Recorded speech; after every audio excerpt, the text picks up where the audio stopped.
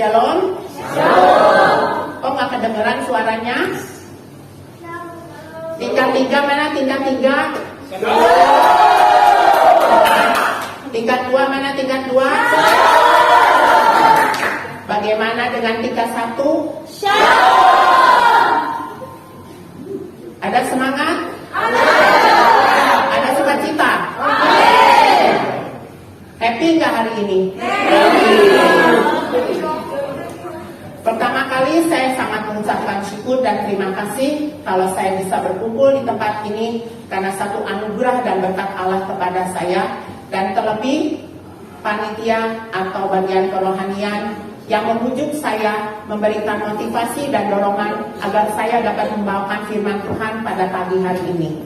Mari kita membuka semuanya dalam Kolose 3 ayat 17. Kolose 3 ayat 17. Untuk menghargai dan menghormati firman Tuhan, saya minta semua saudara-saudari semuanya untuk bangkit berdiri. Kita akan membaca dengan semangat bahwa kita adalah pemenang-pemenang dan prajurit Allah. Dan segala sesuatu yang kamu lakukan dengan perkataan dan perbuatan, lakukan semua itu dalam nama Tuhan Yesus sambil mengucap syukur oleh Dia kepada Allah Bapa kita. Saya persilakan untuk duduk kembali, saudara-saudari sekalian. Adapun perikop yang saya baca adalah manusia baru yang ditulis Paulus dan Timotius untuk jemaat Kolose dengan cetakan Lembaga Alkitab Indonesia. Kolose 3 ayat 17 ini menceritakan bagaimana ciptaan baru sesuai dengan 2 Korintus 5 ayat 17. Saudara-saudari yang saya kasihi, para jemaat sekalian yang menghadiri di tempat ini, anugerah dan berkat yang kita terima adalah anugerah yang terindah. Karena kenapa? Karena kita adalah pilihan-pilihan Allah untuk membentuk karakter kita sebagai orang yang beriman, sebagai prajurit Allah untuk menjadi pemenang-pemenang hidup di dunia. Bila kita pahami semuanya, ayat ini adalah ayat untuk kita semua kehidupan bermasyarakat, baik dalam pekerjaan, kelakuan, keluarga, ataupun dimanapun kita tinggal dengan situasi dan kondisi yang kita hadapi setiap hari. Para saudara sekalian, hari ini saya akan memberikan khotbah yaitu tentang integritas. Integritas berasal dari kata integer, berarti kejujuran, moral, etika yang kita hadapi setiap hari. Karena setiap hari kita berjalan, kita bermasyarakat, dimanapun kita tinggal, masyarakatlah yang menilai kita. Bukan katanya masyarakat, tapi masyarakat dengan jelas dan nyata bagaimana kita berinteraksi dengan kehidupan masyarakat di luar sana. Jadi integritas yang saya maksudkan untuk saudara-saudari sekalian mahasiswa di sini adalah integritas bagaimana kita memotivasi kita sendiri dengan keefektifan, dengan memanage kita sendiri, bagaimana mendapatkan kebaikan dan kejujuran yang ada pada diri kita, sehingga diri kita bisa memunculkan apa yang disebut iman yang terbukti dari kehidupan di dunia ini, sehingga kita menjalankan kehidupan dengan baik dan benar. Karena kenapa? Karena kedewasaan iman adalah kedewasaan dan proses iman bagaimana jati diri kita hidup di dunia dibuktikan dengan tingkah laku apa yang terjadi. Karena niat saja di dalam hati tanpa perbuatan, tanpa kenyataan tidak akan terjadi. Apalagi kita yang sekolah atau kuliah di tempat ini, kita akan dituntut dengan satu kata bahwa iman terbukti dari perbuatan sesuai dengan firman Tuhan. Saya akan membagi tentang integritas ini dengan 3 bagian, yaitu tentang 3 aspek, 3 bentuk, dan 3 fondasi. Apa yang disebut 3 aspek? 3 aspek adalah iman, pribadi, dan pelayanan. Apa yang disebut iman? Iman adalah kita bagaimana tindakan dalam kasih dengan kejujuran. Apa yang disebut jujur? Jujur dalam diri kita sendiri, jujur terhadap lingkungan sendiri, dan yang paling penting kita jujur bisa bertanggung jawab sesuai dengan Roma 10 ayat 10. Sedangkan pribadi adalah karakter dan keselarasan kita hidup di dunia yang dapat setiap kita melangkah, setiap kita bergerak, setiap kita berkata, itu dapat dipertanggungjawabkan dengan etika norma yang ada. Apalagi kita tinggal di Indonesia, kita melihat bahwa kita sangat-sangat harus beriman dengan integritas dan aplikasinya yang baik. Karena di Indonesia cukup banyak manusia yaitu yang beragama majemuk. Sedangkan pelayanan adalah hidup dengan kebenaran yang dipimpin oleh Roh Kudus, bagaimana kita berkarakter dan berinteraksi. Sedangkan bentuk daripada integritas adalah komitmen, konsisten, dan loyalitas. Komitmen, apa yang disebut komitmen? Komitmen adalah tindakan dan hubungan bagaimana kita beriman. Sedangkan konsisten adalah kata bahasa bagaimana kita berinteraksi, kata-kata bahasa sesuai dan selaras dengan iman bahwa kita memang pejuang-pejuang dan pemenang hidup di dunia. Dan sedangkan yang terakhir adalah ketaatan dan kebenaran, bagaimana setiap insan individu iman beriman, yaitu mentaati apa yang disebut firman Tuhan. Dan yang terakhir adalah 3 pondasi. Apa yang disebut 3 pondasi? 3 pondasi adalah kita hidup berkualitas, bertumbuh, dan berdampak. Apa yang disebut kualitas? Kualitas adalah segala sesuatu yang kita hasilkan, bagaimana proses iman dengan jati diri kita sesuai hidup di masyarakat sesuai dengan Efesus 4 ayat 15. Jadi kualitas ini sangat-sangat berhubungan dengan integritas, yaitu kejujuran, moral, etika, dan akhlak. Sedangkan berdampak, apa yang disebut berdampak? Berdampak adalah motivasi keselarasan kita, ucapan dan tindakan dalam konsisten sesuai Yakobus 2 ayat 24, karena iman tanpa perbuatan adalah mati. Sedangkan yang terakhir adalah bertumbuh, yaitu perubahan sikap yang ada dalam diri kita, bagaimana kita mengelola hati kita, bagaimana kita bertindak, dan bagaimana kenyataan dengan jelas dan nyata apa tujuan kita hidup di dunia, apalagi kita hidup sebagai orang yang beriman. Jadi integritas merupakan perubahan-perubahan dalam diri kita yang akan menghasilkan buah dengan nyata yang sesuai dengan Galatia 5 ayat 22. Saya minta dengan sangat hormat tingkat 3 untuk membacakan Galatia 5 ayat 22 dengan suara yang jelas dan nyata. Saya persilakan tingkat 3 untuk membaca Galatia 5 ayat 22.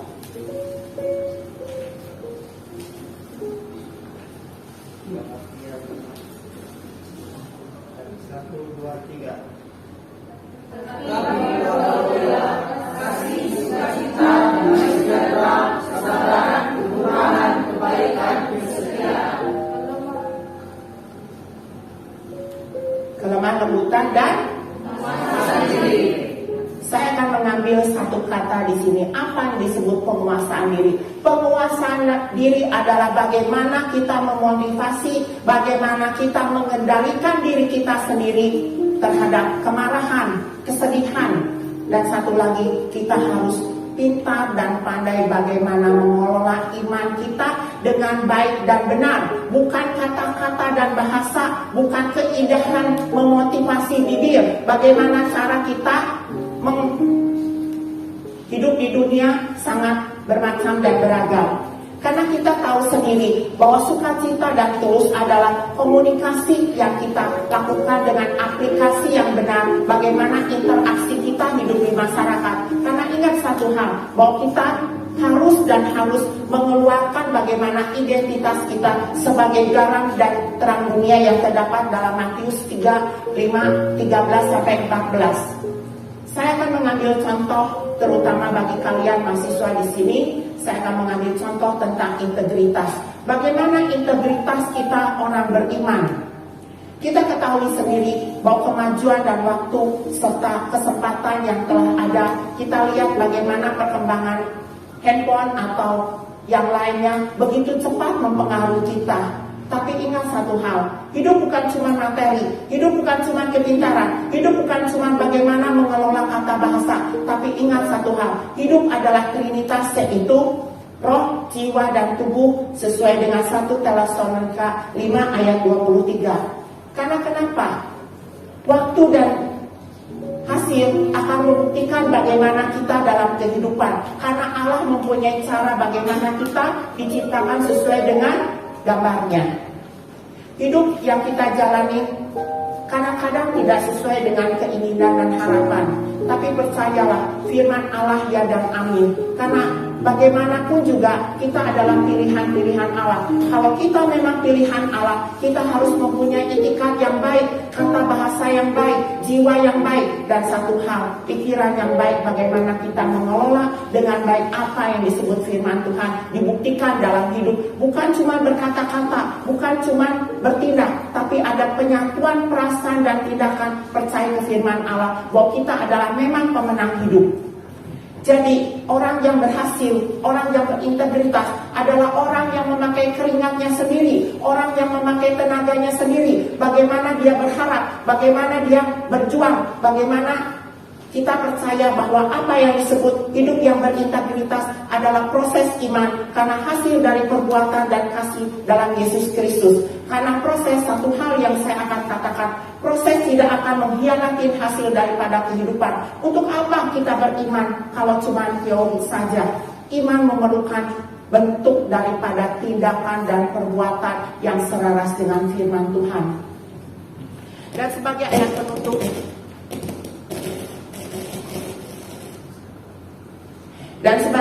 penutup, saya kepingin sekali membuka Kolose 3 ayat 12.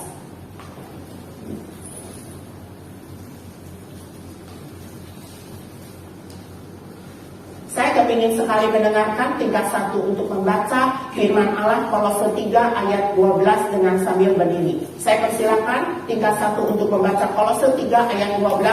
Saya minta dengan suara yang lantang, dengan gigi bahwa kita memang hidup bernaung dalam firman Tuhan.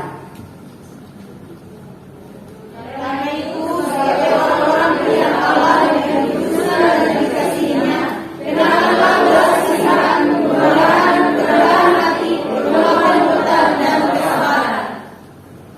Yang terakhir adalah kesabaran. Apa yang disebut? Saya persilakan duduk kembali. Terima kasih. Yang terakhir kita lihat bahwa kesabaran. Apa yang disebut kesabaran yang berintegritas? Kesabaran berintegritas. Tunggulah waktu Allah, tapi kita harus berusaha. Jangan bagaimana kita, dikala kita sedih, kita lupa akan segala-galanya. Dikala sedih, dikala kita merasa, Tuhan kok saya hidup sendiri. Saya akan memberikan contoh kepada kalian, betapa kalian sangat berharga buat saya. 7 bulan sudah saya tidak di sini. 7 bulan sudah saya tidak datang ke sini. Terakhir waktu bulan Mei, saya menumpang kapal laut, yaitu dari Ketapang sampai Gilimanuk. Tapi kira-kira 20 menit kemudian, kapal oleng, kapal isinya air semua. Saya berkata, Tuhan, apakah aku sampai di sini? Aku bagaimana aku mempunyai murid-murid di Jakarta, dan aku juga mempunyai kewajiban terhadap orang tuaku. Baju yang saya pakai adalah baju parasit. Setelah saya mengetahui bahwa penumpang cuma 41 orang dan awak kapalnya 12, saya berseru ke Tuhan. Tuhan, betapa tidak sempurnanya saya. Apapun yang terjadi, saya menyerahkan apapun terhadap Engkau, apalagi jiwa ini. Karena saya memakai baju parasit waktu itu sudah menjelang maghrib, yaitu jam 6 lebih, waktu Banyuwangi, dan waktu Bali jam 7. Tiba-tiba parasit saya itu kan semuanya tenggelam. Semua pada panik, semua tidak tahu apa yang akan terjadi dan bagaimana tindakan, karena semua berebut apa yang disebut jaket penyelamat. Saya tidak mendapatkan jaket penyelamat, tapi saya tahu Tuhan masih kasih waktu dan kesempatan. Tiba-tiba jaket saya, jaket parasit, itu mengambang ke atas permukaan sambil kaki saya digoyang-goyang. Memang pada dasarnya saya bisa berenang, saya cuma satu bisa berenangnya, yaitu gaya lumba-lumba. Saya cuma bisa satu. Orang lain banyak sekali dia bisanya, gaya dada, gaya bebas, gaya kata. Tapi Tuhan kasih saya cuma satu, yaitu apa? Gaya lumba-lumba.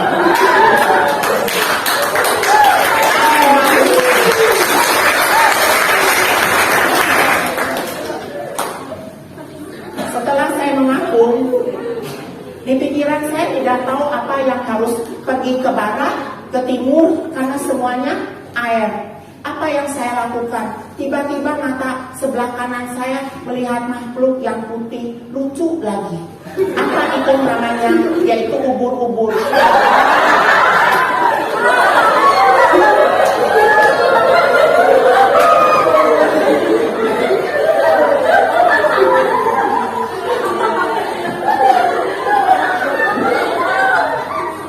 Mengapa ubur-ubur tiba-tiba ada di sebelah saya?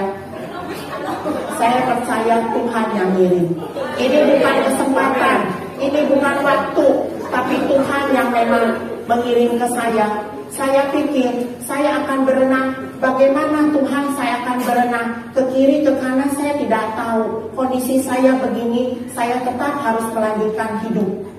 Tiba-tiba saya berpikir, ya sudahlah, saya berenang gaya ubur-ubur aja.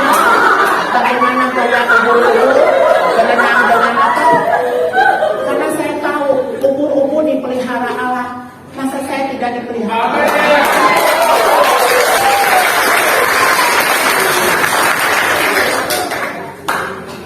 Sesudah saya berpikir, oh ya, saya kan bisa berenang gaya lumba-lumba. Maka saya berenanglah gaya lumba-lumba.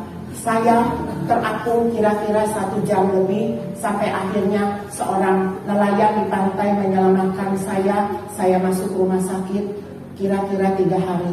Tapi yang saya tahu, ini bukan kata kesempatan, ini adalah kata hati, karena saya percaya bahwa Tuhan masih memberikan waktu kepada saya untuk dapat berdiri di sini.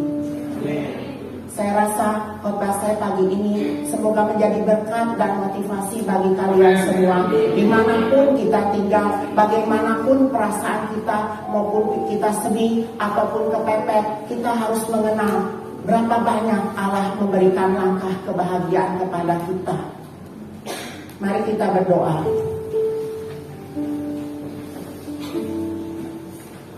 Tuhan, kami sangat mengucap syukur. Kami telah mendengar dan menerima kebenaran firman-Mu. Berkati hamba-Mu yang telah menyampaikannya. Kami mohon firman-Mu yang telah didengar dapat menguatkan hati dan menjadi pedoman bagi kehidupan kami sebagai orang-orang pilihan Engkau.